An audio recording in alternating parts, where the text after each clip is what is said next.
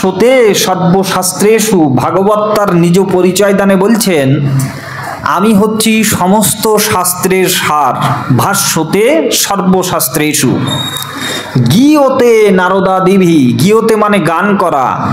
এই ভাগবত নারদাদি ঋষিবৃন্দ গান করিয়া থাকেন। গীয়তে নারদাদিভি বদন্তি ত্রিষু লোকেষু। এই ভাগবত পাঠ কি শুধু পৃথিবীতে হয়? আপনাদের রাজের উপজেলায় কি শুধু ভাগবত পাঠ হয়? অন্য কোথাও কি হয় না? বলছে হ্যাঁ, পৃথিবীতে সমস্ত স্থানে এই ভাগবতের ছোঁয়া, ভাগবত পাঠ সবই স্থানে হয়। শুধু কি পৃথিবীতে হয় না, বদন্তি ত্রিষু লোকেষু, এই সমস্ত ত্রিভুবনে ভাগবতের জয়গান জগতে কীর্তিত হইয়া থাকে। এই জন্য বলছেন বদন্তি ত্রিষু লোকেষু তরন্তি ভবসাগরাৎ। এই ভাগবত শ্রবণে কি ফল লাভ হতে পারে না, জীবের এই ভাগবত শ্রবণে তরন্তি, সে তরে যেতে পারে ভবসাগর। ভবসাগরটা কোথায়, কি দিয়ে তৈরি? বলছেন ভবসাগরটা হচ্ছে জন্ম মৃত্যু জরা ব্যাধির আবর্তন চক্রকেই ভবসাগর বলে। তা আমরা সকলে পড়ে গেছি সেই ভব সমুদ্রে, জন্ম মৃত্যু জরা ব্যাধি। ভাগবত বলছে 6টি পর্যায় আছে একটি মানুষের জীবনের। কি কি পর্যায়? যেমন জন্ম প্রথম, দ্বিতীয় হচ্ছে বৃদ্ধি, তৃতীয় হচ্ছে স্থিতি, চতুর্থ হচ্ছে উৎপাদন, পঞ্চম হচ্ছে ক্ষয়, আর ষষ্ঠ হচ্ছে বিনাশ। একটা ফুল দিয়ে উদাহরণ দিচ্ছেন। একটা ফুলের যেমন কড়িরূপে জন্ম হয়, এরপরে ফুলটা দিনে দিনে বাড়তে থাকে, বেড়ে সে পূর্ণাঙ্গ ফুলে পরিণত হয়। এরপরে সেখানে সেই ফুল কিছু বীজ উৎপাদন করে। এই বীজ উৎপাদনের পরে আস্তে আস্তে ফুলটা শুকাতে থাকে। এক সময় ফুলটা শুকিয়ে ঝরে পড়ে যায়। এই জন্য বলছেন শেফালিকা ফুটে দেখো গভীর নিশীতে, গন্ধ বিলায় শেষে ঝরে প্রভাতে। মানুষও তেমন ফুলেরই মতন, তাহারও ইশারায় ঝরে যায়, যারে আপন ভাবলি রে মন কেউ তো আপন নয়। এই পৃথিবীর পান্থশালায় সবই মায়ার অভিনয়। তাই ভাগবত একমাত্র বস্তু, যে বস্তু আস্বাদনে তরন্তি ভবসাগরাৎ। এই ভবসাগরকে পার করে আমরা যাইতে পারবো, একমাত্র ভাগবতের কৃপা ব্যতীত জগতে যাওয়া সম্ভব নয়। তাই আরেকটু যদি সহজ করে বলি, এই ভাগবত শুনে বা ভাগবত পঠনে পাঠনে যজনে যাজনে কি পাওয়া যায়? ভতে হচ্ছে ভক্তি বাচকম, গতে হচ্ছে জ্ঞান বাচকম, বতে হচ্ছে বৈরাগ্য বাচকম, আর ততে হচ্ছে ত্যাগ বাচকম। তাহলে ভাগবত শ্রবণের ফলে প্রথম যেটা জীবের লাভ হয় সেটা হচ্ছে ভক্তি বাচকম। ভক্তি শব্দের অর্থ কি? ভক্তি শব্দটা আমরা লিখছি ভ কয়তয় রস্যি। ভতে হচ্ছে ভগবান, কতে হচ্ছে কৃষ্ণ, আর ততে হচ্ছে তুষ্ট। এই ভাগবত কথা শ্রবণ করলে ভগবান কৃষ্ণ তুষ্ট হইয়া থাকেন। আর তিনি তুষ্ট হলে কি প্রদান করেন? দাস করে বেতন মোরে দেহ প্রেমধন। তিনি প্রেমধন প্রদান করেন, আর প্রেমধন প্রাপ্তি হলে জীব মুক্তি পেতে বাধ্য হয়। এই জন্য প্রথম যে বস্তু তত্ত্বটা পাবো সেটা হচ্ছে ভক্তি। যে ভক্তি দেবীর কথা আমরা একটু পরে আলাপ আলোচনা করব। যে ভক্তি আমাদের জীবের সর্বসাধ্য সার, কিন্তু সেই ভক্তির বাড়ি কোথায়? ভক্তির বিষয়টা কেমন? নাকি আবেগ প্রবণতাকে ভক্তি বলে? না, শাস্ত্রে কি বলা হলো আমরা একে একে আলাপ আলোচনা করব। তারপরে দেখি কি না, গতে হচ্ছে জ্ঞান বাচকম। এই ভাগবত শুনলে কি শুধু জীবের ভক্তি হবে আর কিছু হবে না? বলছে না, এতে মানুষের বা জীবের জ্ঞানও সঞ্চারিত হয়। এই জ্ঞানের যদি সঞ্চার ঘটাতে চাই তাহলে ভাগবত পাঠন করতে হবে। গতে হচ্ছে জ্ঞান বাচকম, বতে হচ্ছে বৈরাগ্য বাচকম। বৈরাগ্য, হ্যাঁ, বৈরাগ্য বিদ্যা নিজ ভক্তি যোগ।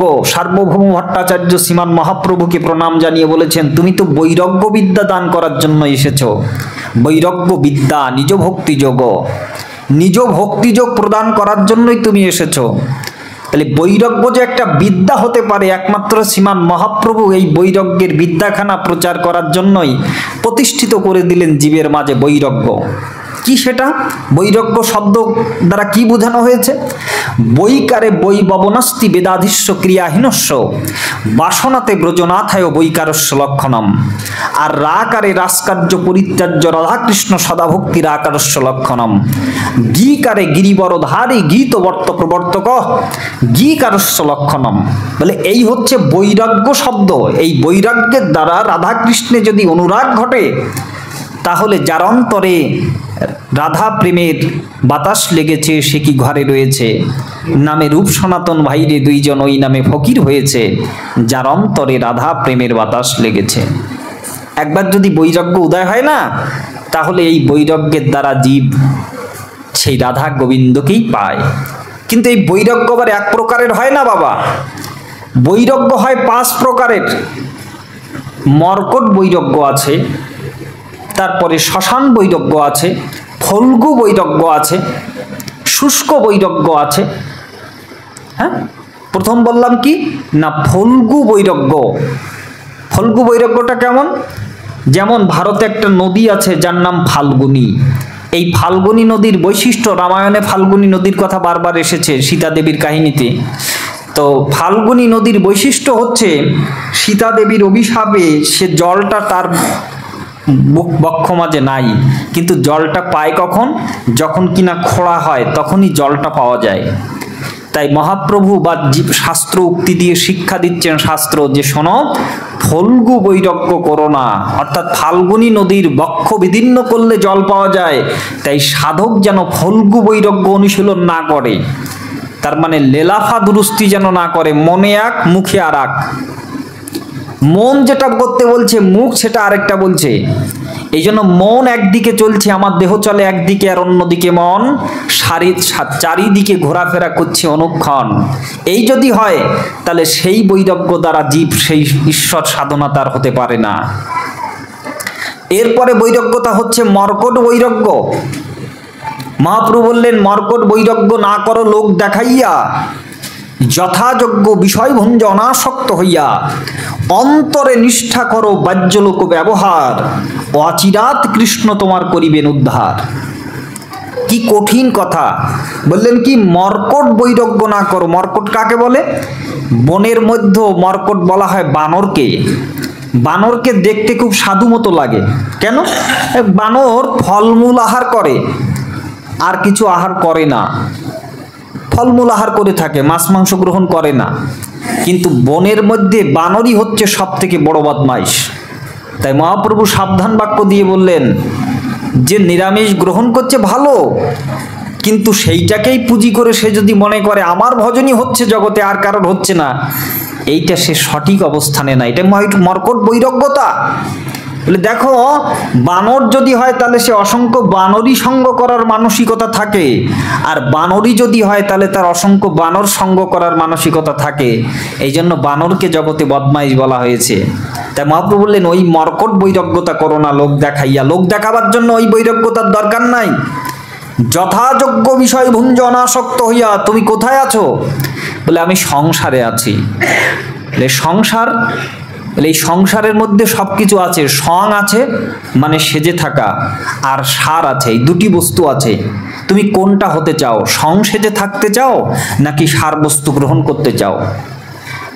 আমাদের বাংলাদেশের একজন গায়িকা গেয়েছিলেন, রঙের এই হাট বাজারে চিনলি না তুই রং, রং মাখিয়া কেউ সন্ন্যাসী কেউ সাজিছে সং, রং বেপারি রঙ্গের পানি বাবা কোন শহরে, রঙ্গিলা রঙ্গিলা রঙ্গের বাজারে। বলে এই রং মেখে কেউ সং সেজে ঘুরে বেড়াচ্ছে, আবার কারোর অন্তরে যদি গৌর প্রেমের রং লেগে যায় তাহলে সে বিরহ কাতরা অনুরাগা হয়ে যায়।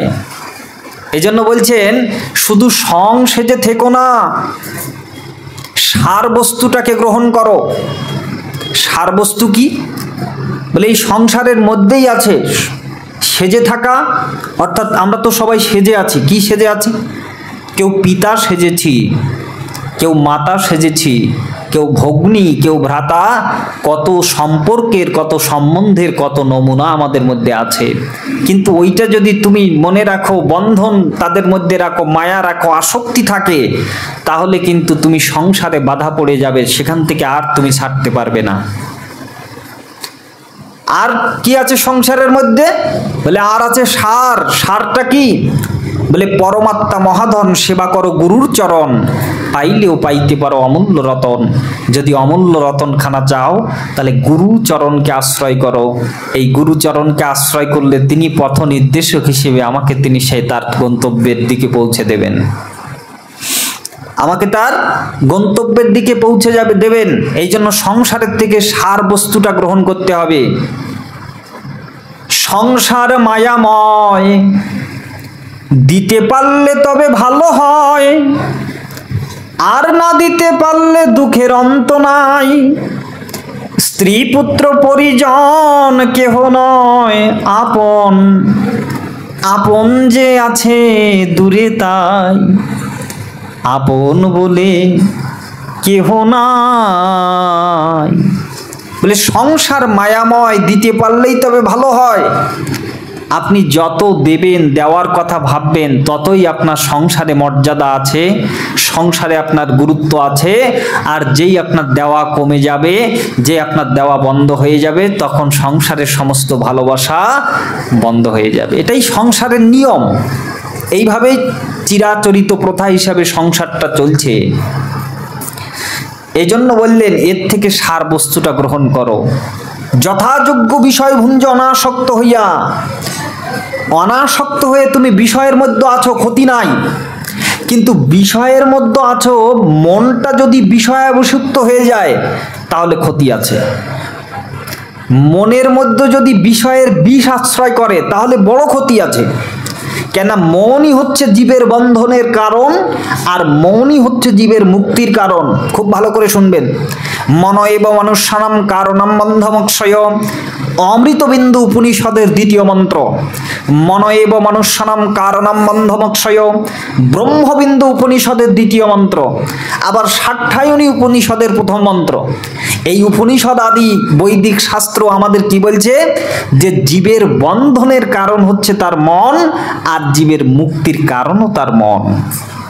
এই জন্য মনটা যদি বিষয়ের সাথে লেগে থাকে, নৌকা জলের উপরে আছে ততক্ষণ পর্যন্ত নৌকা চলে, কিন্তু নৌকার উপরে যদি জল ওঠে তাহলে কিন্তু সেই নৌকা চলতে পারে না, ডুবে যায়।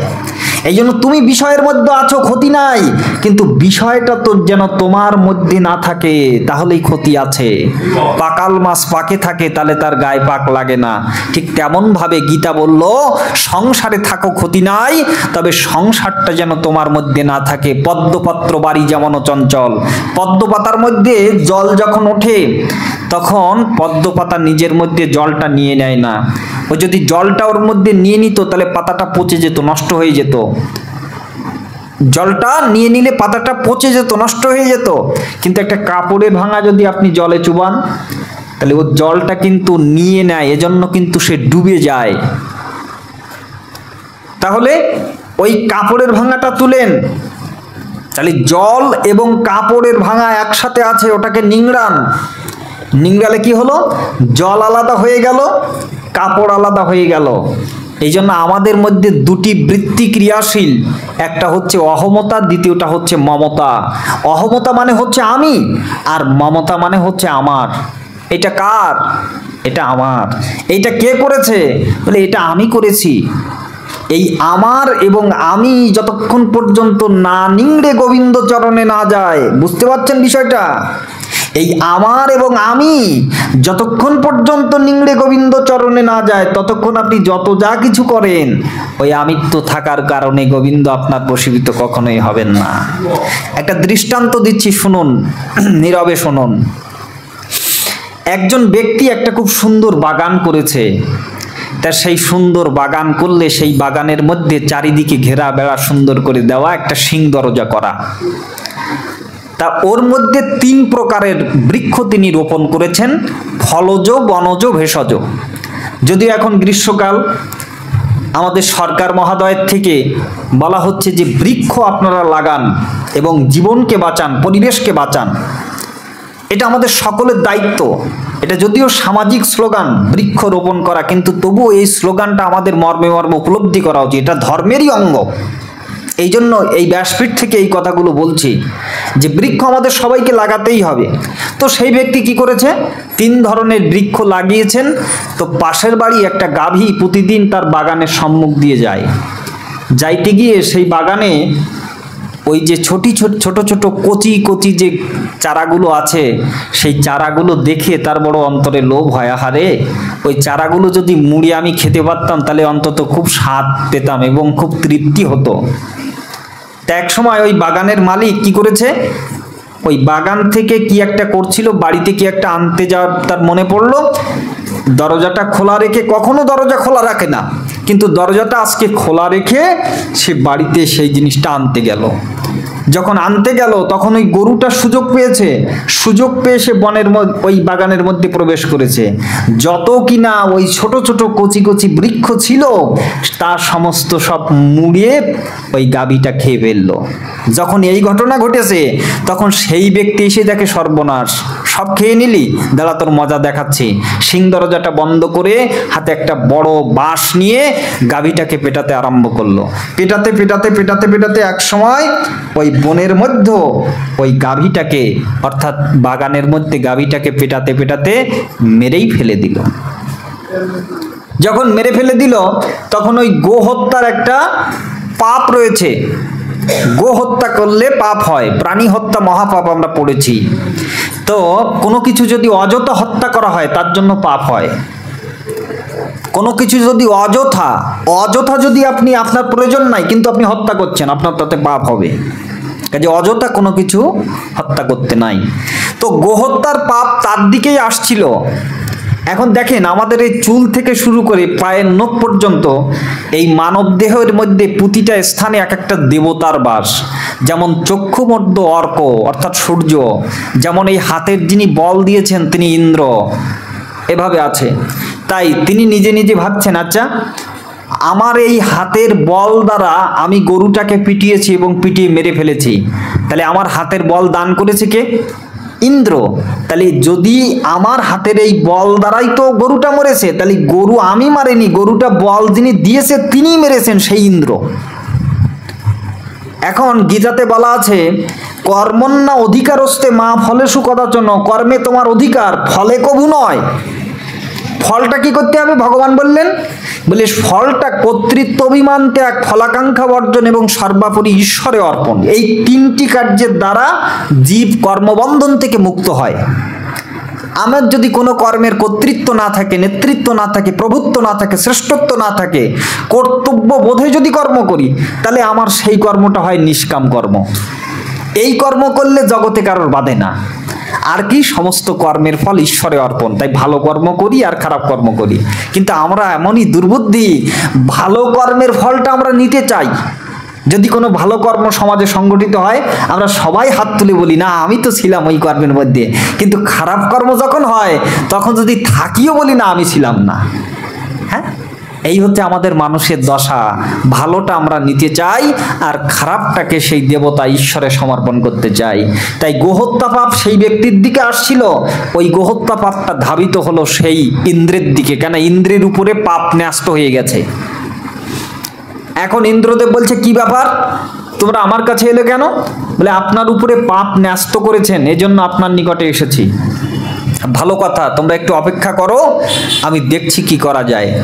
পিতামহ ব্রহ্মাকে নিয়ে ছদ্মবেশ ধারণ করে সেই ব্যক্তির গৃহেতে আতিথেয়তা গ্রহণ করেছেন।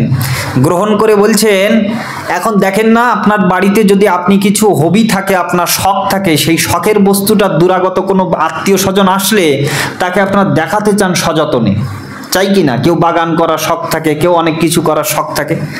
তো এই ব্যক্তি তো অনেক দিন ধরে বাগান করছে, বাগানটা দেখাবে না? তো দূর থেকে মানুষজন অতিথি এসেছে, তাদেরকে সেবা করানোর পরে বিকেলবেলা ঘুরিয়ে ঘুরিয়ে দেখাচ্ছে। এখন ব্রহ্মাজি প্রশ্ন করছেন সেই ব্যক্তির নিকটে, আচ্ছা বাবু, এত সুন্দর বাগানটা কে করেছে? তা বলো, আপনি বিশ্বাস করবেন না, এই বাগানটা আমার নিজের হাতের গড়ায়, বাগানটা আমি করেছি। বাহ, খুব চমৎকার, সুন্দর হয়েছে। আচ্ছা, ঘেরা বেড়াগুলো কে দিয়েছে? বলে, ঘেরা বেড়াগুলো আমি দিয়েছি। বলে, বাহ বাহ, সুন্দর ঘেরা বেড়া দিয়েছেন। আচ্ছা, সিং দরজাটা কে করেছে? বলে, এটা আমিও করেছি। এই বৃক্ষটা কে লাগিয়েছে? বড় বড় বৃক্ষগুলো? বলে এটা আমি 20 বছর আগে লাগিয়েছিলাম। বলে এই কচি কচি গাছগুলো কে লাগিয়েছে? বলে এটা আমি করেছি। এটা কে করেছে? তা ওটা আমি করেছি। ওটা কে করেছে? তা ওটা আমি করেছি।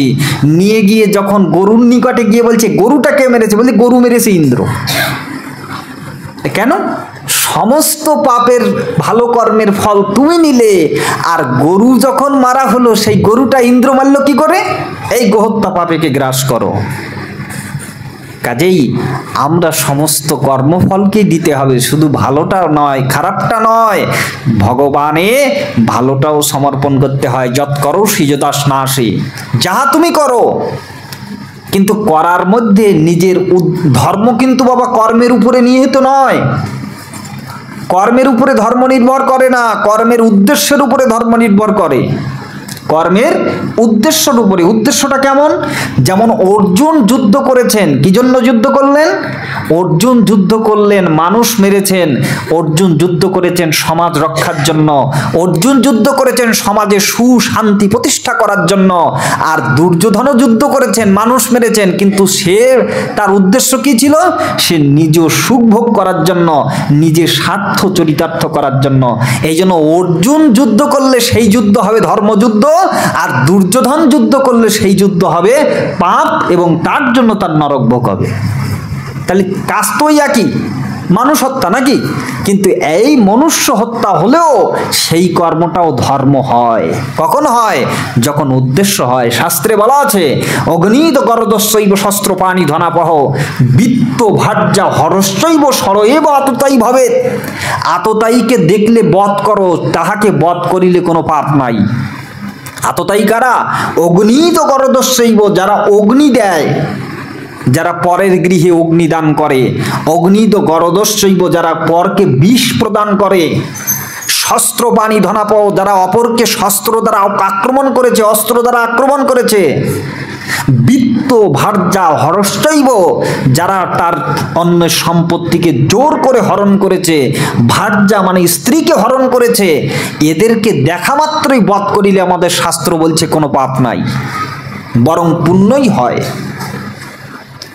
এদেরকে দেখা মাত্র হত্যা করলে কোনো পাপ নাই, বরং পুণ্যই হয়। কেন? এটা সমাজের ক্ষতিকারক আগাছা স্বরূপ। সেই আগাছা নির্মূল করার জন্যই তো ভগবান বারবার এসেছেন। গীতার 4th অধ্যায়ের 7ম এবং 8ম শ্লোক আপনারা সবাই জানেন। যদা যদা হি ধর্মস্য গ্লানির্ভবতি ভারত অভ্যুত্থানাম অধর্মস্য তদাত্মানম সৃজামি অহম পরিত্রাণায় সাধুনাম বিনাশয় চ দুষ্কৃতম ধর্ম সংস্থাপনার্থের সম্ভব আমি যুগে যুগে। আমি যুগে যুগে আসি কেন? ধর্মকে সংস্থাপন করার জন্য, পরিত্রাণ করিতে সাধুর জন্য। পরিত্রাণায় সাধুনাম বিনাশয় চ দুষ্কৃতম, দুষ্কৃতিকারীকে বিনাশ করার জন্য। এই জন্য এই যে আততায়ী 6টা দোষ দুর্যোধনের মধ্যে বর্তমান। তাই অর্জুন ধর্ম ন্যায় তো যুদ্ধ করেছে, এই জন্য অর্জুনের কর্মের উদ্দেশ্যটা সৎ ছিল এবং সমাজ রক্ষার জন্য ছিল, যাহার কারণে অর্জুনের কোনো পাপ হয় নাই। এই জন্য আমরা সমস্ত কর্ম করব, সেই কর্মের উদ্দেশ্য যদি সৎ থাকে। যেমন উদাহরণ দিচ্ছেন আরো, বাংলাদেশের থেকে কোনো সেনাবাহিনী, কোনো কর্মী বা সেনা যদি অন্য দেশের থেকে যুদ্ধ করে জয়ী হয়ে বাংলাদেশে ফিরে আসে, তাহলে বাংলাদেশ সরকার তাহাকে গোল্ড মেডেল প্রদান করে। সে কি করে আসলো? সে তো মানুষ হত্যা করে এসেছে নাকি? কিন্তু সে যদি নিজ স্বার্থের জন্য একটি মানুষকে হত্যা করত, তাহলে তার কারারুদ্ধ হতে হতো, তার ফাঁসি পর্যন্ত হতে হতো, তাই না? তাহলে একই কাজ, উদ্দেশ্য ভিন্ন। এই উদ্দেশ্য ভিন্নর জন্যই কিন্তু বাস্তবিক ধর্ম নির্ভর করে। ধর্ম কর্মের উপরে নয়, ধর্ম নির্ভর করে কর্মের উদ্দেশ্যের উপরে। এই জন্য উদ্দেশ্যটা হতে হবে সৎ। তাই কোথার থেকে আসছিলাম? বৈরাগ্য থেকে আসছিলাম। সেই ভাগবতের মধ্যে বৈরাগ্য কথা বলতে গিয়ে এত কথা বলতে হলো। মহাপ্রভু বললেন, মর্কট বৈরাগ্য না করো লোক দেখাইয়া, যথাযোগ্য বিষয় ভঞ্জনা আসক্ত হইয়া। অন্তরে নিষ্ঠা করো, নিষ্ঠাটা অন্তরে করো। যদি অন্তর পরিশুদ্ধ না হয়, তাহলে ভাব শুদ্ধি না ঘটলে কখনোই জীবের বাস্তবিক কল্যাণ হতে পারে না। ভাবশুদ্ধি তার অবশ্যই প্রয়োজন। যদি ভাবশুদ্ধি না ঘটে, তাহলে জীবের কোনো সাধনেই কোনো কাজ হয় না। আমাদের মহাভারত কি বলছে দেখুন, শুনুন। ত্রিদণ্ড ধারণম মৌনম জটাভার যথমণ্ডনম বলকলাজীন সংবেষ্টিতম ব্রহ্মচর্যাভিষেচনম অগ্নিহোত্রম বনেবাসম ব্রহ্মচর্যাভিষেচনম সর্বান্নেতা নিমিত্তার্থাস ভাবনা নির্মলঃ। বলেন ত্রিদণ্ড ধারণম মৌনম, কেউ যদি মনে করে যে আমি ত্রিদণ্ড ধারণ করেছি, ত্রিদণ্ড আমাদের সনাতন ধর্মের মধ্যে 4টি আশ্রম আছে, ব্রহ্মচর্য, গারস্থ, বানপ্রস্থ এবং সন্ন্যাস। এই 4টি আশ্রম আছে।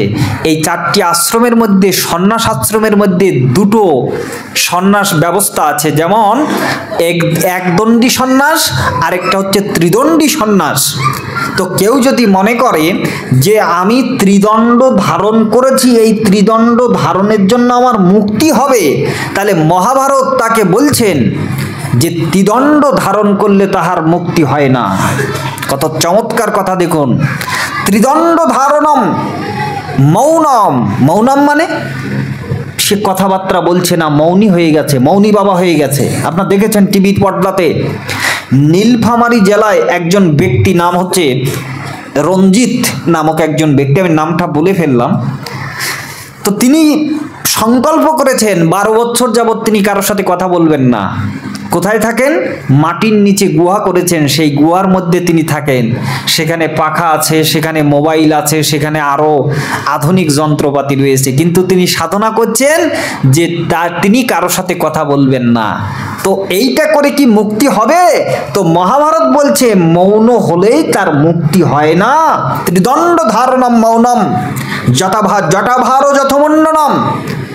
কেউ যদি মনে ভাবে যে আমি অনেক জটা ধারণ করেছি, আমার এই জটা ধারণের জন্য আমার মুক্তি হবে, তো মহাভারত বলছে না, মুক্তি হবে না।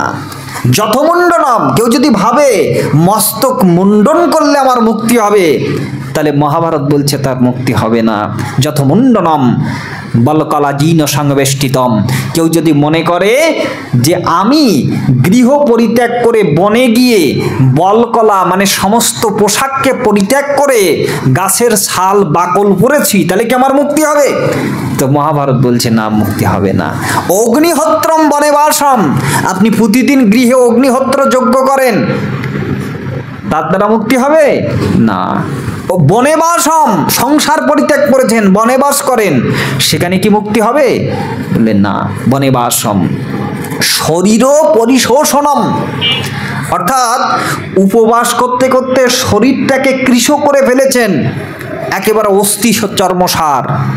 যেমন আমরা যদি সনাতন ধর্ম অবলম্বী, যদি আমরা পঞ্জিকাটা ধরে আমরা উপবাস করতে চাই, তাহলে 365 দিনের মধ্যে পঞ্জিকা ধরে উপবাস করতে গেলে 300 দিন শুধু উপবাস করে থাকতে হবে। আজকে এই ব্রত, আগামী দিন অমুক ব্রত, 64 প্রকারের ব্রত আছে। এর মধ্যে তো আরো অনেক পর্ব রয়েছে, সেই পর্ব দিনে আবার বিশেষ উপবাস হয়।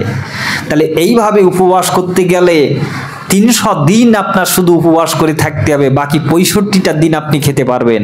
তো কেউ যদি মনে করে যে শরীরও পরিশোষণম, উপবাস করতে করতে শরীরটাকে কৃশ করে দিলে তার মুক্তি হবে, তো মহাভারত বলছে না, তার মুক্তি হবে না। আমার বাবু বলেছিলেন একটু মহাভারত কথা আলোচনা করতে, কিন্তু মহাভারত কত কঠিন, কত ডিপ, একটু বোঝার চেষ্টা করি। তাহলে মুক্তি হবে কিসে? সর্বান্নেতা নিমিত্তর্তা ভাবনা নির্মলঃ, যতক্ষণ পর্যন্ত জীবের ভাব নির্মল না হবে ততক্ষণ পর্যন্ত জীবের মুক্তি নাই। এই ভাবটাকে নির্মল করতে হবে। যদি মনটা খাঁটি করতে পারো তবে ধরো সাধুর বেশ, তা না হলে দেখবার যিনি দেখছেন তিনি ধরবে মাথার কেশ। সাধু হওয়া তো নয় মুখের কথা, যার চরণে নোয়ায় মাথা, নেমে আসে সকল দেবতা, ছেড়ে সকল বেশ। যদি মনটা সাধু করতে পারো তবে ধরো সাধুর বেশ। সাধুর বেশটা তখনই ধরো যদি মনটাকে সাধু সৎ আশ্রয় নিয়ে যেতে পারো। কেন? মনে বসা ঈশ্বর, তিনি বললেন গীতাতে, আউধা নামহং বজ্রম ধেনু নামস্মি কান্ধু প্রয়োজনা চস্মি কর্ম কন্দর্প সর্প নামস্মি বাসকি। আরো তিনি অনেক কথা বলেছেন যে ইন্দ্রিয়ের মধ্যে আমি মন, তাহলে মনে বসা ঈশ্বর, সেই মনটাকে পরিশুদ্ধ করতে হয়। সারা জীবন আমরা যাহা কিছু অভ্যাস করছি, এই সমস্ত অভ্যাস হচ্ছে মনটাকে পরিশুদ্ধ করবার জন্য। এই ভাগবত শুনছেন 1 মাস কেন, 1 বছর শুনুন। কারণ কি? কারণ হচ্ছে মন যেন কন্ট্রোলে থাকে, নিয়ন্ত্রণ থাকে। এই মন যদি নিয়ন্ত্রণ হারিয়ে যায়, তাহলে দেহরথখানা এলোমেলো চলবে, গন্তব্যে পৌঁছাবে না। মন হচ্ছে দেহরথের লাগাম স্বরূপ। আমাদের বেদ কি বলছে দেখুন, আত্মানম রথিনম বিদ্ধি শরীরং রথমে এবতু বুদ্ধিং তু সারথিং বিদ্ধি মনঃপ্রগ্রহে মেবচ। বলে আত্মা হচ্ছে এই দেহের রথী, মানে রথিটা হচ্ছে আত্মা। আত্মানম রথিনং বিদ্ধি শরীরং রথমে এবতু, শরীরটা হচ্ছে রথ। রথ, একটা রথের কি করতে পারে রথ? আমাদের দেহটা কি? বলে দেহটা হচ্ছে একটা অনুভূতি শূন্য অচৈতন্য পদার্থ, এর কোনো গুরুত্ব নেই। কিন্তু যখন দেহের সাথে রথি সংযুক্ত হচ্ছে, আত্মা সংযুক্ত হচ্ছে, তখন এই দেহটার কত গুরুত্ব বেড়ে যাচ্ছে। এই জন্য গীতার মধ্যে শ্রী ভগবান উপদিষ্ট করলেন 18তম অধ্যায়ে, ঈশ্বর সর্বভূতানাম হৃদ্দেশে অর্জুন তিষ্ঠতি ভ্রাময়ন সর্বভূতানি যন্ত্র ঊঢ়ানি মায়া তমেইব শরণং গচ্ছ সর্বভাবেন ভারত। ওহে অর্জুন, আমি থাকি কোথায় জানো? বলে আমি থাকি হচ্ছে, যেমন আমরা কাঠ পাথর দিয়ে সুন্দর করে ভগবানের মন্দির তৈরি করেছি, সেইখানে ভগবানের অর্চা বিগ্রহকে প্রতিষ্ঠা করেছি, বিশেষভাবে প্রতিদিন সেবা পূজা করি। হ্যাঁ, করেন। কিন্তু আপনার ঈশ্বর যেখানে বাস করেন, ঈশ্বর বলছেন আচ্ছা তোমরা নিজেরা কাঠ পাথর দিয়ে মন্দির তৈরি করেছো, সেই মন্দিরে আমাকে থাকতে হবে? তাহলে তো আমার ঈশ্বরের ঈশ্বরত্ব থাকে না। আমার কি মন্দির তৈরি করার টাকা পয়সা নাই যে তোমরা আমাকে মন্দির টাকা পয়সা দিয়ে তৈরি করে দেবে, সেই মন্দিরে আমাকে থাকতে হবে?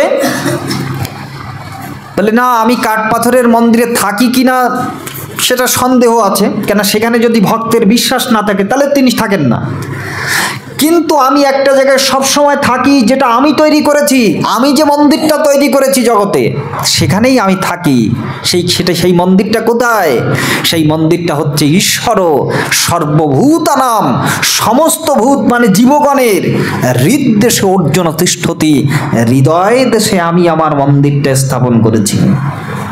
এই জন্য ঋষি সাধক কবি রবীন্দ্রনাথ লিখলেন, কলম দিলেন, দেখ দেখি রে মন ভালো করে আলো করে, কি আছে রে তোর ভাঙা ঘরে, ও তোর খাট বিছানা দূরে থাকুক, সেখানে আসনখানাও নাই, তবু করে না তো অভিমান, দুঃখী দেখে তার ঝরে দুনয়ন, ও তার এমনি কমল প্রাণ, ও তার এমনি দয়াল প্রাণ।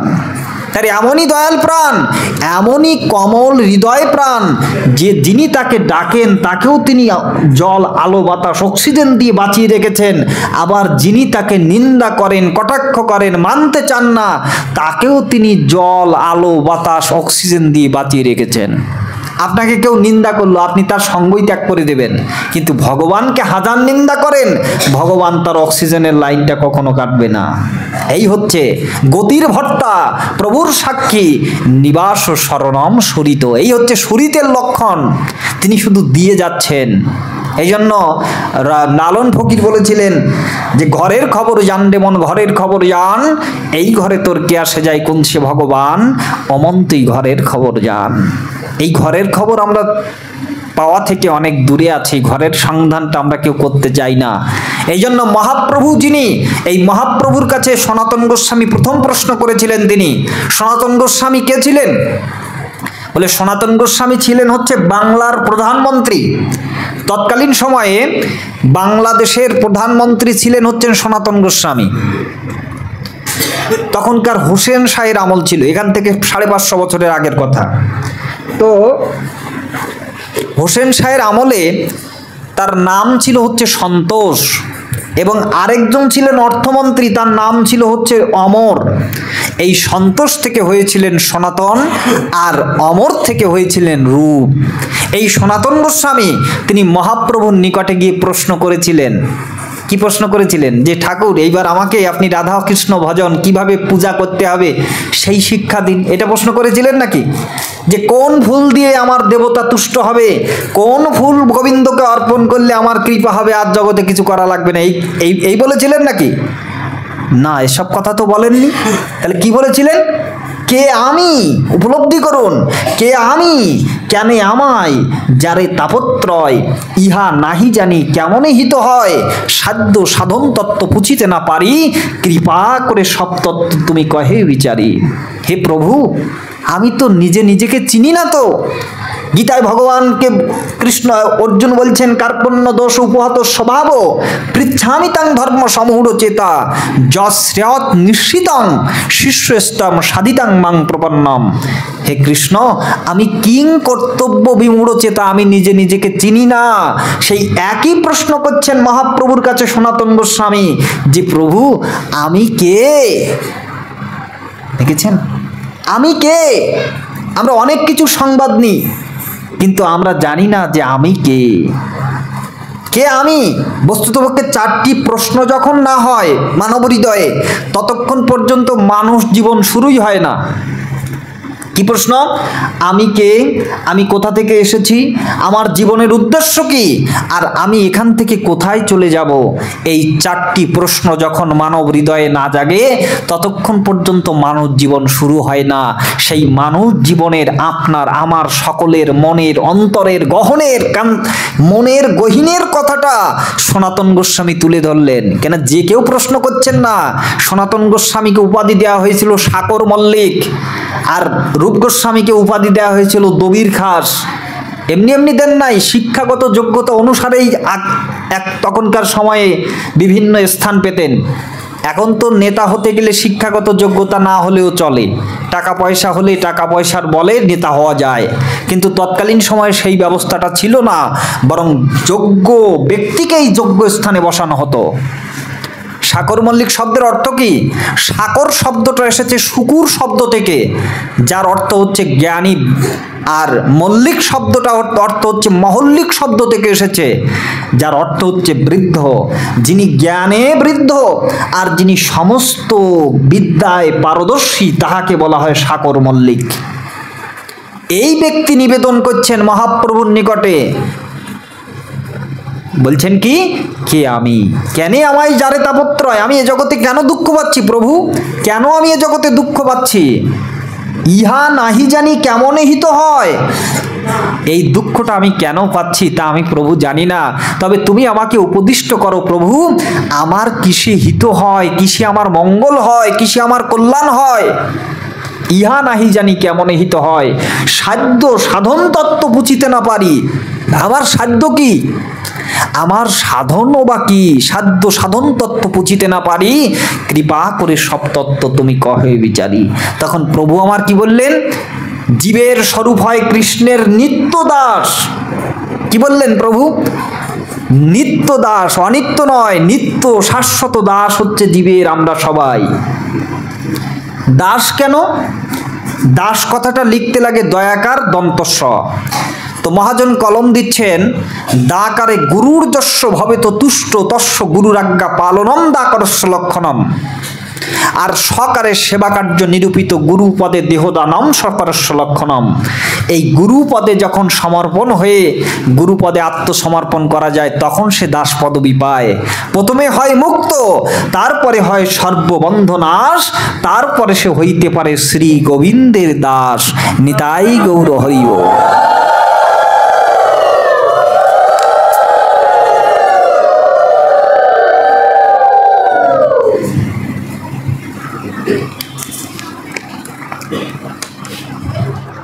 তাহলে দাস উপাধি সহজে কেউ পায় না।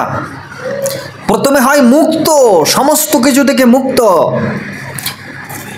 হ্যাঁ, তারপরে সর্ববন্ধনাশ। আমাদের নারদীয় ভক্তি সূত্রে নারদ মহাশয় বলছেন, ভক্তি করতে গিয়ে নারদ মহাশয় বলছেন, সর্ববাধা বিনির্মুক্ত নির্মলত্বৈক তৎপরম ঋষিকেন ও ঋষিকেশং সেবনং ভক্তির উচ্চতে।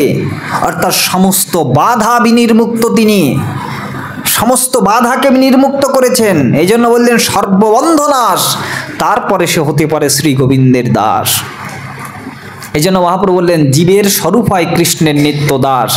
কৃষ্ণের তটস্থ শক্তির ভেদ অভেদ প্রকাশ, সূর্যাংশ কিরণ জ্বলছে অগ্নি জলাচয়, সাধারণী কৃষ্ণের 3 প্রকার শক্তি হয়, সদংশে সন্ধিনী আনন্দাংশে লাদিনী, চিদাংশে সম্বিত যারে জ্ঞান করি মানি, সুখরূপেতে কৃষ্ণ করেন সুখ আস্বাদন, ভক্তগণে সুখ দিতে লাদিনী কারণ, লাদিনীশ্বর ভাব আর ভাবেশ্বর প্রেম, প্রেমের পরাকাষ্ঠা হচ্ছে নাম মহাভাব, সেই মহাভাব স্বরূপিনী বিনোদিনী রায়, যার মধ্যে খাট পালঙ্কের কামনা বাসনা জীবনেও নাই।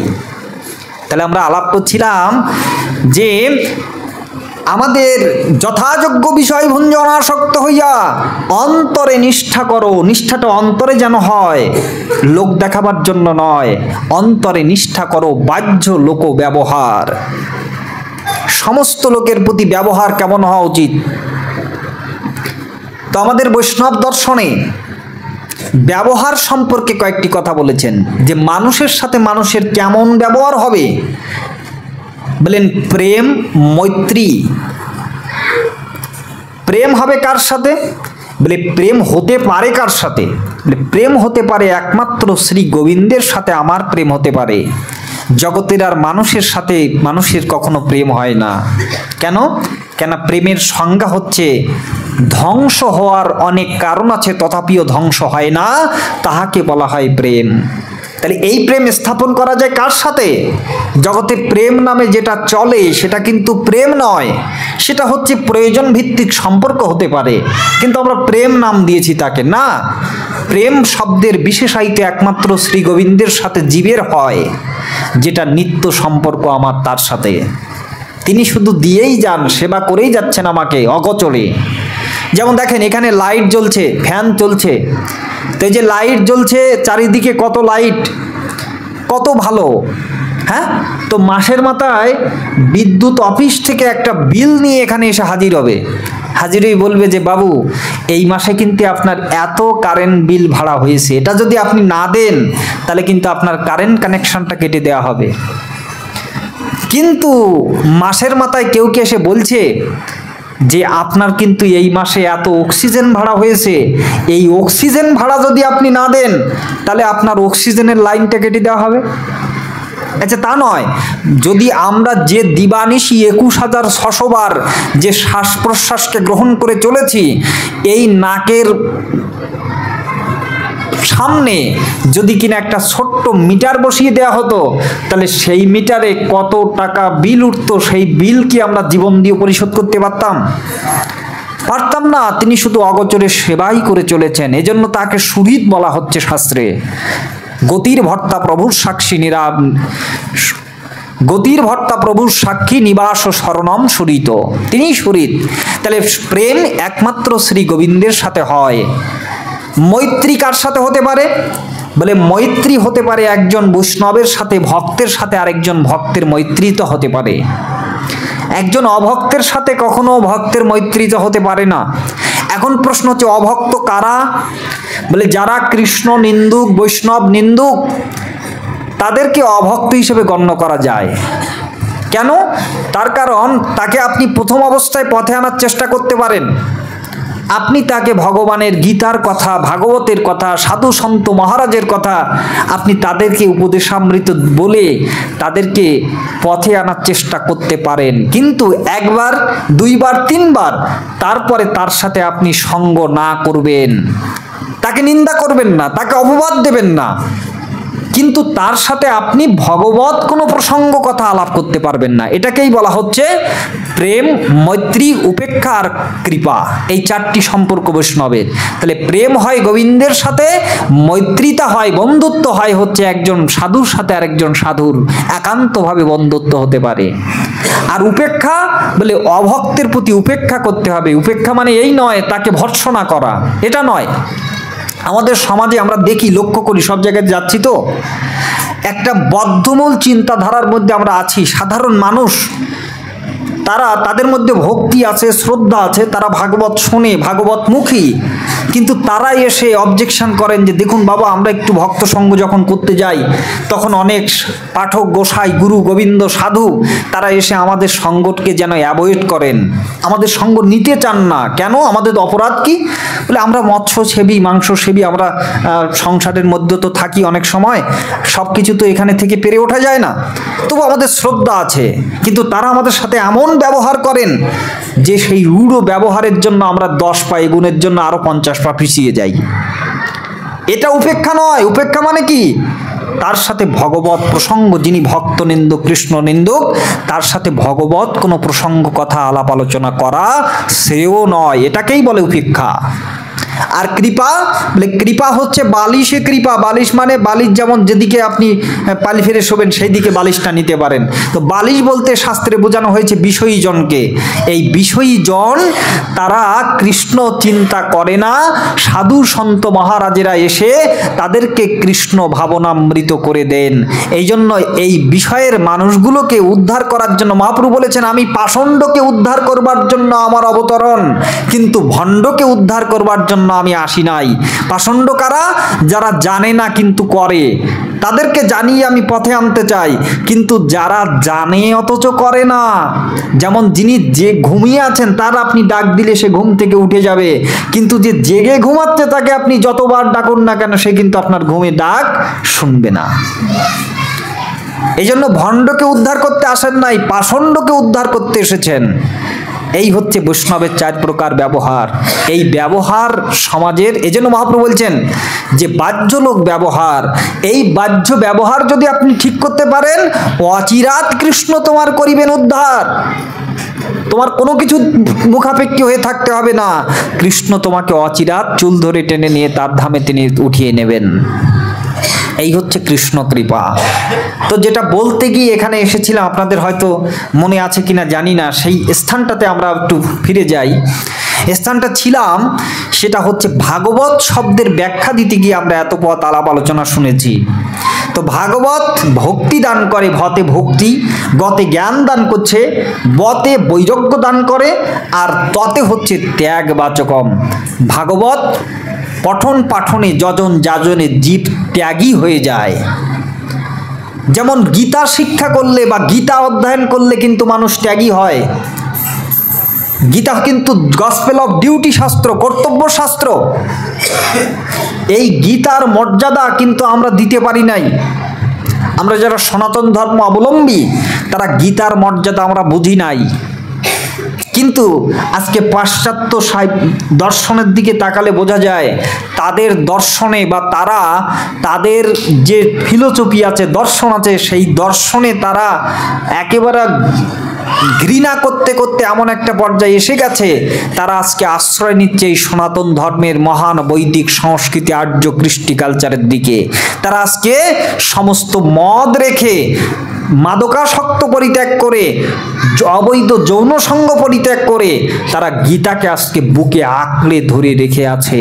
কিন্তু আমরা হতভাগ্য বাঙালি, আমরা আমাদের মাঝেই কৃষ্ণচন্দ্র গীতা উপহার দিয়েছেন, আমাদের মাঝেই আমাদের ঘরে গৌরচন্দ্র লীলা করেছেন। সেই গৌর মহিমা, কৃষ্ণ মহিমা আমরা উপলব্ধি করতে সামর্থ্য হই নাই। এই জন্য কবি বলেছিলেন যে সপ্তকোটি সন্তানের ওহে বঙ্গ জননী, রেখেছ বাঙালি করে মানুষ করনি। আমরা বাঙালি আছি কিন্তু মানুষ হতে পারি নাই। আমার গুরু, শ্রীগুরু একটা কথা বলতেন যে বাবা, কলিযুগে হবে না সমাজ সংস্কার, আছে জাতিবিদ্যা, হিংসা বৃদ্ধি, শশে সসহ্যই বাংলায় প্রচার। আমরা মিছে করি জাতের বড়াই, বাঙালি সব বিচার বুদ্ধিহীন, তাই তো হীন অর্থহীন, বদ্ধ হিন্দু মাঝে বদ্ধলীন। আমরা জ্ঞান বৈরাগ্য বিবেক ভুলে বৃথা ধর্মশাস্ত্র পড়ে দিনে দিনে হতেছি মলিন। আমরা দিনে দিনে মলিন হয়ে যাচ্ছি। আপনার শুনলে আশ্চর্যান্বিত হবেন, তৎকালীন সময়ে এই যে ইংরেজি ভাষায় কিন্তু গীতাটা ট্রান্সলেশন করা আছে। কে করেছিলেন? প্রথম করেছিলেন চার্লস উইলস্কিন, এবং পরবর্তীতে গীতার যিনি ভাষ্য করেছিলেন ইংরেজিতে ট্রান্সলেশন করেছিলেন, তার নাম হচ্ছে এনি বিসেন্ট। সে একটা খ্রিস্টান মেয়ে। তো তিনি গবেষণা করতেন, গবেষণা করতে করতে তিনি জানতেন ভারতবর্ষে কৃষ্ণ নামে একজন ছিলেন। তিনি ভারত উপমহাসাগরের উপর দিয়ে প্লেনে করে এক সময় যাচ্ছিলেন। হঠাৎ করে প্লেনে আগুন ধরে গেল। যখন প্লেনে আগুন ধরে গেল তখন সে ভেবেছিল, হে আমি বোধহয় আর বাঁচব না। তাই মনে মনে চিন্তা করলেন, আমি আজকে এই প্যারাশুট নিয়ে ঝাঁপ দেব না, আমি আজকে এই ভারত মহাসাগরের বুকে আমি লাফ দিয়ে পড়ব। শুনেছি ভারতবর্ষে কৃষ্ণ নামে একজন থাকেন, যদি প্রভু হে কৃষ্ণ তুমি থেকে থাকো তাহলে তুমিই আমাকে রক্ষা করো। এই কৃষ্ণ কৃষ্ণ বলে যখন ভারত উপমহাসাগরের উপরে ঝাঁপ দিলেন, তখনই কৃষ্ণ তাহাকে কোলে করিয়া ডাঙায় তুলিয়া নিয়ে দিয়ে গেলেন। এরপর কি হলো? ডেড বডি খুঁজিতে যখন হেলিকপ্টার গেল, এনি বিসেন্ট করে দিয়েছিলেন মানা, আমাকে নিয়ে তোমরা আগে আমার স্বদেশে ফিরো না, আজই আমার প্রাণটা রক্ষা করিল কোনজন, আমি তার দর্শনে যাব মধুর বৃন্দাবন। তাই প্রথম এসেছিলেন একটা খ্রিস্টান মেয়ে বৃন্দাবনে। সেই বৃন্দাবনে গিয়ে যখন সবাইকে জিজ্ঞাসা করছে, হ্যাঁ গো এই বৃন্দাবনে কৃষ্ণ বলে কেউ আছে? বলে কৃষ্ণ আছে। কোথায় আছে? বলে ওই যে মন্দিরে কৃষ্ণ মূর্তি। তখন যে মন্দিরের দিকে তিনি দর্শন করেন সেই মন্দিরের কৃষ্ণ তো তাহাকে বাঁচাই নাই। হঠাৎ যখন আওরঙ্গজেবের ভাঙা মদনমোহন মন্দিরের দিকে তাকালেন, আছাড় খেয়ে বললেন, হ্যাঁ এই সেই যিনি কিনা আমার ভারত উপমহাসাগরের উপর দিয়ে কোলে করে তিনি হাসি দিয়ে বাঁশি নিয়ে বিদায় জানিয়েছিলেন। নিতাই গৌর হরি বল।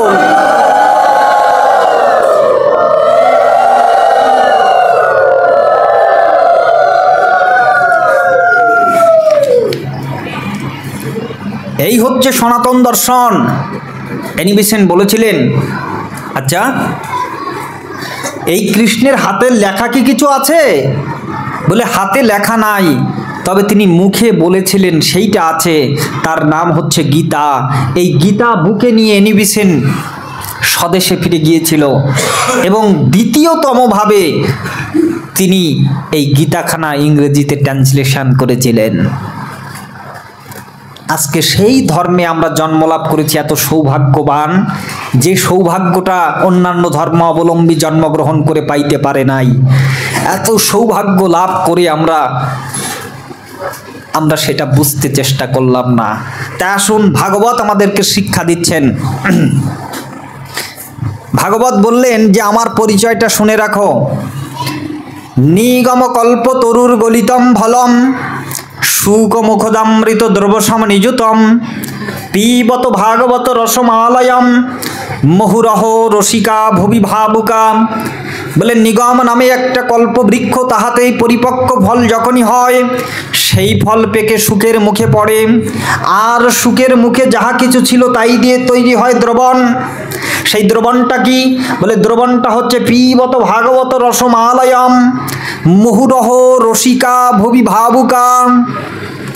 বলে শোনো, গীতা পাঠ শ্রবণ করতে গেলে কি প্রয়োজন, বা গীতা পাঠ করতে গেলে কোন গুণ অধিকারী হলে গীতা পাঠ করা যায়? বলে গীতা পাঠের অধিকারী সেই হতে পারে, গীতার মাহাত্ম্যে বলা আছে বৈষ্ণবীয় তন্ত্র সারুক্তে, সর্ব উপনিষদ গাবদগ্ধা গোপাল নন্দন পার্থবর্ষ সুধীর ভক্তা দুগ্ধম গীতামৃতং মহৎ। বলে এই গীতা পান করতে পারবে সে হবেন সুধীর ভক্তা। সুধী, সুধী কাহাকে বলি? আমরা বলি না সুধী দর্শক মণ্ডলী। তো সুধী মানে কি? বলে সুধী মানে সুধী, উত্তমা বুদ্ধি সম্পন্ন ব্যক্তিকে সুধী বলা হয়। তাহলে গীতা পেলাম আমরা কোথার থেকে? সর্ব উপনিষদ গাবদগ্ধা। সমস্ত উপনিষদ হচ্ছে গাভী স্বরূপ, আর শ্রীকৃষ্ণ হচ্ছেন তার দহনকর্তা। অনেকে বলেন, আমি দেখেছি অনেকের পাঠ শুনে, মিডিয়ার মধ্যে শুনে দেখেছি, অনেকে দাবি করেন তারা বড় বড় পাঠক হয়ে বাংলাদেশে পাঠ করছেন। আমার মনে হয় তাদের শাস্ত্র জ্ঞান যদি কিঞ্চিত থাকতো তাহলে এই ধরনের কথা তারা বলতে পারত না। কি কথা বললেন?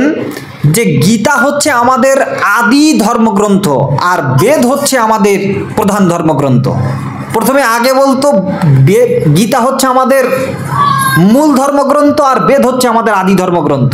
তার বক্তব্য পরে শুনলাম, সে তখন আবার দাবি করছে যে গীতাটা হচ্ছে আমাদের আদি ধর্মগ্রন্থ, বেদ হচ্ছে প্রধান ধর্মগ্রন্থ। এই সমস্ত এলোমেলো কথা তারা সমাজে প্রচার করে বেড়াচ্ছেন। আদৌ তাদের শাস্ত্র জ্ঞান আছে কিনা আমি জানি না, কেন শাস্ত্র জ্ঞানটা লাভ করতে হয় গুরু পরম্পরা ক্রমে শাস্ত্র জ্ঞানটা প্রাপ্তি হতে হয়। তা না হলে পরম্পরা যদি চ্যুত হয় তাহলে সঠিক শাস্ত্র জ্ঞান লাভ হয় না। আরেকটি কথা আছে, এই শাস্ত্র প্রবচন করতে গেলে বাবা আমাদের চতুর্দশ শাস্ত্র সম্পর্কে ওয়াকিবল হতে হবে, কেন সনাতন দর্শন হচ্ছে একটা শাস্ত্রের মধ্যে চলে না। যদি কোনো সিদ্ধান্ত গ্রহণ করতে হয় তাহলে চতুর্দশ শাস্ত্র জানতে হয়, তবেই একটা সিদ্ধান্ত দিতে হয়। তা না হলে এই বক্তা এসে এক ফতুয়া দেবে, অমুক বক্তা এসে দেখবেন আরেক ফতুয়া দিয়ে, এই ফতুয়াবাজি করে সমাজে বিভ্রান্ত করে ছেড়ে দেবে। কারণ কি? কারণ সে গীতা পড়েছে, ভাগবত পড়ে নাই। আবার অনেকে গীতা পড়েছে, ভাগবত পড়েছে, বেদ পড়ে নাই, ষড়দর্শন পড়ে নাই, মীমাংসা দর্শন পড়ে নাই, যার কারণে সে বিভ্রান্ত করছে। তা আমাদের চতুর্দশ শাস্ত্র কি কি? যাজ্ঞবল্ক্য সংহিতার প্রথম অধ্যায় বলা আছে 3 নম্বর শ্লোকে 4খানা বেদ, 6খানা বেদাঙ্গ। 4খানা বেদ ঋক, সাম, যজু, অথর্ব, 4খানা বেদ। আর বেদাঙ্গ হচ্ছে 6খানা, শিক্ষা, কল্প, নিরুক্ত, ব্যাকরণ, ছন্দ, জ্যোতিষ। এই হচ্ছে 6খানা বেদাঙ্গ। আর কি? পুরাণ, ন্যায়, মীমাংসা এবং স্মৃতি। এই পুরাণ হচ্ছে 18খানা আর স্মৃতি হচ্ছে 40খানা। এর মধ্যে আবার তন্ত্র আছে 64খানা। এই সমস্ত শাস্ত্রের দিক নির্দেশনা মন্থন করে যিনি আচার্য পরম্পরার জ্ঞান রেখে সিদ্ধান্ত দান করেন তিনি প্রকৃত শাস্ত্রবেত্তা। তো গীতার পরিচয় কি না? গীতার পরিচয় স্বয়ং ভগবান বলছেন গীতা হচ্ছে উপনিষদের সার। এই জন্য উপনিষদ বা বেদই হচ্ছে প্রধান বা মূল বা দর্শন। মূল মানে কি? মূল মানে যেমন একজন ব্যক্তি একটা বৃক্ষের তল দিয়ে যাচ্ছে, তো যাইতে গিয়ে ওই বৃক্ষের একটা পাকা ফল তার সম্মুখে পড়ে গেল। তো পাকা ফলটা পেয়ে সে ফলটাকে গামছা দিয়ে মুছিয়ে কামড় দিয়ে দেখে, ওরে বাবা এত মিষ্টি! এই মিষ্টি ফল তো সে কখনো খায় নাই।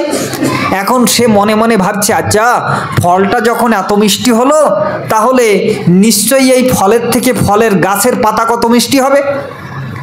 না না, ফলের পাতা তো মিষ্টি বেশি হতে পারে না, মিষ্টি হচ্ছে ওই ফলের ডালটাই বেশি মিষ্টি। তো বলছে না, ডাল তো বেশি মিষ্টি হতে পারে না, নেহাত ওই গাছের গোড়াটাই বেশি মিষ্টি, মানে মূলটাই বেশি মিষ্টি। তা আগামী দিন আর ভুল করব না, আগামী দিন মূল উৎপাটন করে রসটা আমি আস্বাদন করব। তাই গাছটা সম্পূর্ণ কেটে ফেলে ওই গাছের মূলটা ধুয়ে মুছে সুন্দর করে সকালবেলা স্নান করে গিন্নিকে ডেকে বলছে, কি গো গিন্নি, আমার রসদ্রব্যটা আনো। তা এখন গিন্নি ওই গাছের মূলটা এগিয়ে দিয়েছে, এগিয়ে দিয়ে বলছে, যখন ওই সুন্দর করে এত ভাবভক্তি নিয়ে যখন ওই মূলটা কামড় দিল, শেকড়টা কামড় দিল, তখন দেখে তৃতীয় শেষ গালে দেওয়া যায় না। ওটা খাওয়া যায়? ও তো জানে না ওই গাছের ওই মূল থেকে সমস্ত রসটা আস্বাদন করে ওই ফলের মধ্যে সঞ্চার করে দিয়েছেন। এই জন্য বেদ হচ্ছে টু মাস হেলদি ফর আস।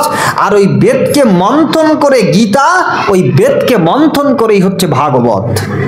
এই জন্য ভাগবত হচ্ছে নিগম কল্প তরুর গলিতম ফলম। ফলম মানে কি? ফল মানে ফল, অর্থাৎ বৃক্ষের যেমন ফল হয়, তো গীতাও সেই বৃক্ষের, বেদকল্প বৃক্ষের ফল, আর ভাগবতও সেই বেদকল্প বৃক্ষের ফল। গীতাতে সমুচ্চারিত হয়েছে কর্ম, জ্ঞান, ভক্তি, আর ভাগবতে সমুচ্চারিত হয়েছে শুধুমাত্র ভক্তি। গীতাতে 3টি সাবজেক্ট আছে, কর্ম, জ্ঞান, ভক্তি। কর্ম মানে নিষ্কাম কর্মে তবে জ্ঞানের উদয়, আর জ্ঞানের পূর্ণতায় তথা ভক্তির আবির্ভাব। এই জন্য গীতা যেখানে শেষ হচ্ছে, গীতায় বলা হচ্ছে না, অন্তিম শ্লোকে ভগবান বলছেন যে সর্বধর্মান পরিত্যাজ্য মাম একম শরণম ব্রজ অহম তাম সর্ব পাপেভ্য মোক্ষয়িষ্যামি মা শুচ।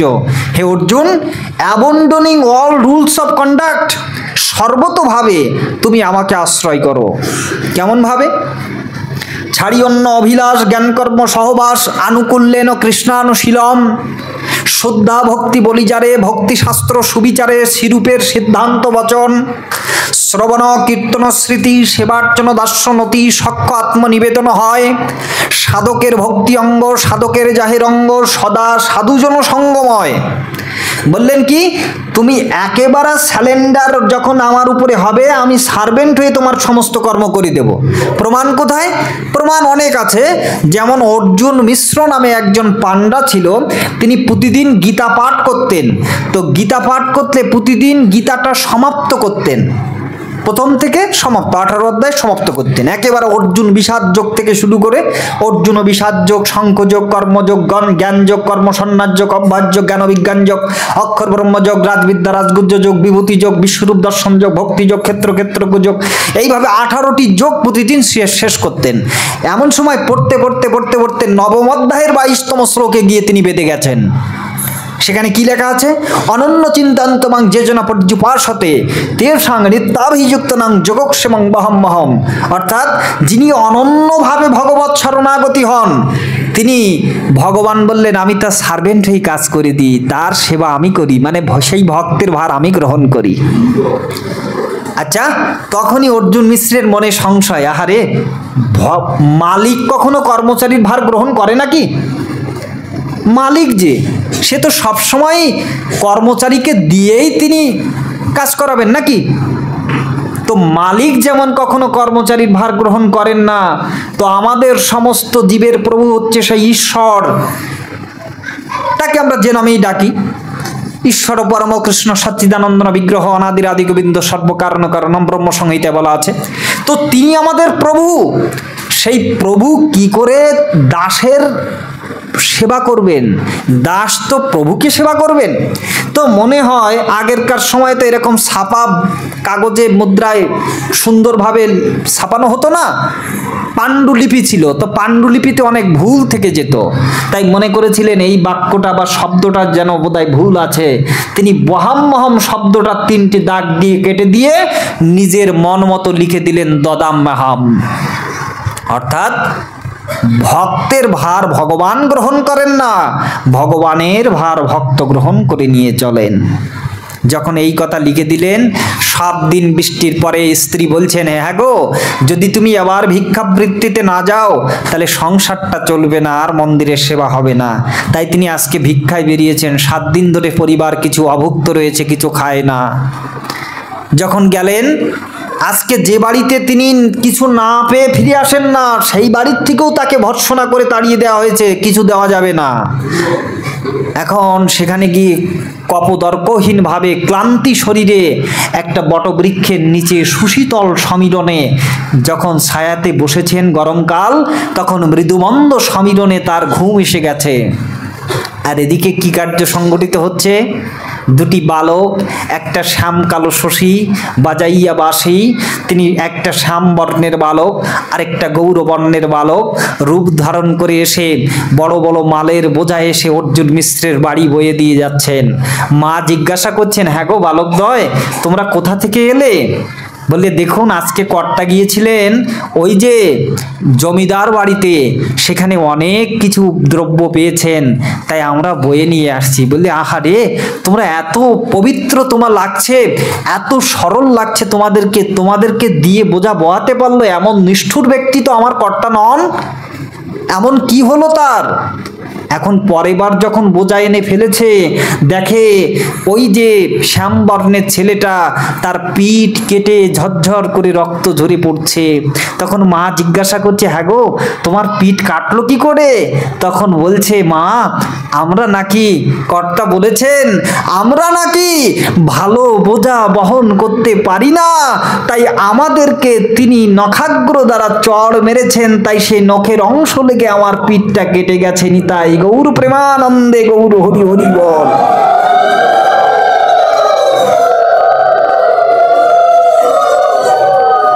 তিনি ভাবছেন, যিনি একটা পিঁপড়েকেও পর্যন্ত আঘাত করেন না, তিনি আজকে তোমাদের মতো বালকদ্বয়কে আঘাত করেছেন, তার কি বুদ্ধি লোপ পেয়েছে? যখন বালকদ্বয় সমস্ত মালামাল বয়ে দিয়ে চলে গেলেন, তখন যখন সন্ধ্যার সময় অর্জুন মিশ্রের জ্ঞান ফিরে এলো, তখন তিনি দৌড়ে এসে বাড়ির মধ্যে ঢুকছেন, ভাবছেন আজকে কি করে গোবিন্দ সেবা হবে আমি জানি না। যখন স্ত্রী রন্ধন করে গোবিন্দের ভোগ লাগিয়ে নিয়ে বসে আছেন, প্রভু এসে প্রসাদ গ্রহণ করবেন, তো তখন এসে বলছে, হ্যাঁ গো আমি তো আজকে কিছুই পাই নাই। বলে, কি বললো তুমি? তুমি আজকে জমিদার বাড়ি গিয়েছিলে, সেখানে অনেক কিছু পেয়েছো, তাই তুমি বহন করে দুটো বালক দিয়ে পাঠিয়ে দিয়েছো? তখন বলছে, না না আমি তো পাই নাই, কোনো কিছুই আমাকে দেয় নাই কেউ। তখনই তিনি সাড় পেলেন, হ্যাঁ গো আমি যে ওই যে নবম অধ্যায়ের গীতার মধ্যে বহাম মহম কেটে দিয়ে দদাম মহম লিখেছি, অর্থাৎ ভক্ত ভগবানের ভার গ্রহণ করে আমি বলেছি, কিন্তু ভগবান তো জানেন যে আমি ভক্তের ভার গ্রহণ করি। তাই ভগবান নিজ বাক্য রক্ষা করার জন্য আজি দাসত্ব গ্রহণ করে সেবক হয়ে আমার গৃহে এসে সেই সেবা প্রদান করে গিয়েছেন। ভগবান দেখালেন যে আমার গীতার বাক্য আমি নিজে রক্ষা করি, আমার ভাগবতের বাক্য আমি নিজে রক্ষা করি। এই জন্য গীতা পাঠ শোনা, গীতা পাঠ করা সাক্ষাৎ ভগবানকেই গ্রহণ করা। কৃষ্ণ কোথায়? তো বলছেন কৃষ্ণ কথায়। কৃষ্ণ কোথায়? তো মহাজন বললেন, না কৃষ্ণ কথায়। কথায় মানে কি? এই যে কৃষ্ণ কথা কান দিয়ে শ্রবণ হচ্ছে, এটা কথা শ্রবণ হচ্ছে না। পিবন্তি যে ভাগবত আত্মনশতাম কথামৃতম শ্রবণ পুটেষু সম্ভৃতম। ভাগবত কথা এমন যে যিনি পান করেন তার সমস্ত ত্রিতাপ দগ্ধ হৃদয় শীতলতায় ভরে যায়। আর সেই কথা পান করলে যেমন তপ্ত মরুভূমিতে কোথাও জলের আশা নাই, তেমনভাবে ভাগবতী কথা শুনলে পান করলে জীবের হৃদয়ে যার তপ্ত ত্রিতাপ অনলে যে জ্বলছে, যার সংসারের যন্ত্রণায় ত্রিতাপ ক্লিষ্ট হচ্ছে, এই ভাগবতী কথা নিরন্তর সেবন করলে পরে সেই ত্রিতাপ দুঃখ জ্বালা জীবের দূরীভূত হয়ে যায়।